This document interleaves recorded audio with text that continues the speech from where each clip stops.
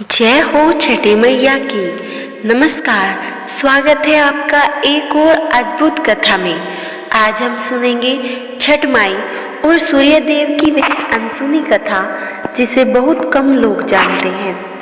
कहते हैं हर बहन अपने भाई के सुख, शांति और दीर्घायु की कामना करती है, पर क्या आप जानते हैं एक ऐसी देवी भी है जिन्होंने अपने ही भाई सूर्यदेव से वरदान पाया था और यही बनी लोक माता छठी माई। आइए भक्तों सुनते हैं यह पवित्र कथा जब सूर्यदेव ने अपनी बहन को दिया अमरता का वरदान। बहुत समय पहले जब सृष्टि की रचना प्रारंभ हुई थी, तब देवताओं में तेजस्वी और प्रखर सूर्यदेव का स्थान सबसे ऊंचा था।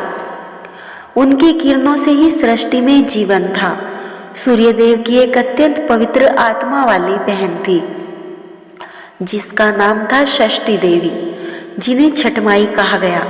उनका जन्म स्वयं ब्रह्मा जी की मानस पुत्री के रूप में हुआ था। वह देवी बच्चों की रक्षा करने वाली और संतान प्रदान करने वाली शक्ति के रूप में जानी जाती थी। कहा जाता है एक समय पृथ्वी पर भयंकर कलह मच गया। माता पिता अपने संतान सुख से वंचित हो गए थे। कई स्त्रियां निसंतान थी और जो माताएं थी उनके बच्चे बार बार बीमार पड़ जाते थे। तब देवताओं ने विचार किया ऐसा कौन है जो माताओं के दुख दूर कर सके। उसी समय ब्रह्मा जी बोले, मेरी मानस पुत्री षष्ठी जो सूर्य की बहन है वही इस कार्य के लिए पृथ्वी पर आएगी। इस प्रकार छठी माई पृथ्वी पर अवतरित हुई। उन्होंने तपस्या की, सूर्य को जल दिया, उपवास किया और संकल्प लिया कि जो भी महिला सच्चे मन से मेरी पूजा करेगी उसे संतान सुख अवश्य प्राप्त होगा। एक दिन जब सूर्यदेव अपने रथ पर सवार होकर ब्रह्मांड का भ्रमण कर रहे थे, उन्होंने देखा पृथ्वी पर एक दिव्य आभा फैली है। जब वे निकट पहुंचे तो देखा एक तेजस्विनी स्त्री ध्यानमग्न होकर उन्हीं को जल दे रही है। सूर्यदेव ने कहा, देवी आप कौन हैं? आप मेरे तेज को सहन कैसे कर रही हैं? कैसे ध्यान कर रही हैं? तब छठ माई ने अपनी आंखें खोली और मुस्कुराते हुए बोली, भैया क्या अपनी बहन को नहीं पहचानते? सूर्यदेव चौंक गए। तुम षष्ठी हो, मेरी प्रिय बहन, तुम यहाँ पृथ्वी पर कैसे? तब माई ने कहा, हाँ भैया मैं यहाँ आई हूँ ताकि मनुष्य को संतान का सुख दे सकूं। माओ के आंसू अब और नहीं देखे जाते। सूर्यदेव भाव विभोर हो उठे। उन्होंने कहा, बहन तुम्हारी यह करुणा और सेवा अमर रहे। मैं तुम्हें वरदान देता हूँ, जो भी मनुष्य तुम्हारी आराधना करेगा वह मेरे तेज का भी अधिकारी होगा। छठ व्रत में जो व्यक्ति सूर्य को जल देगा वह दरअसल मेरी बहन को भी जल देगा और मैं स्वयं उसे अधर्य को स्वीकार करूंगा। इतना कहकर सूर्यदेव ने अपने तेज का एक अंश छठ माई को समर्पित किया।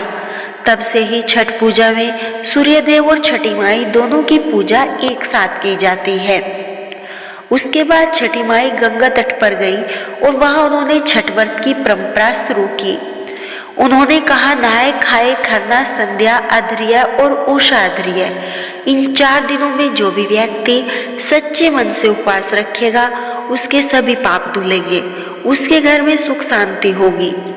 उन्होंने और भी एक वरदान दिया, जो भी स्त्री या पुरुष इस व्रत को पूरी श्रद्धा से करेगा उसके घर कभी संतान का दुख नहीं होगा।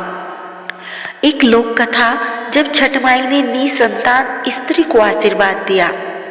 एक बार मिथिला के राज्य में एक गरीब महिला थी, मालती।